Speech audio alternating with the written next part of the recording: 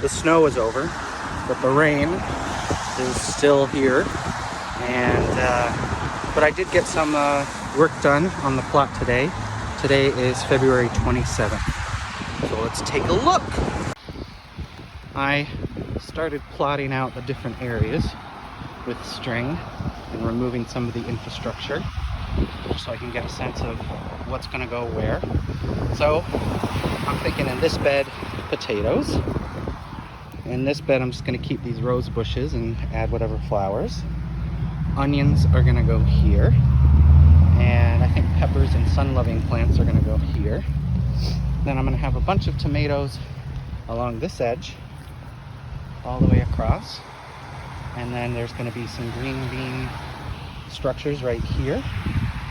And then back here, I'm just going to wood chip it and make more of like a woodland berry area.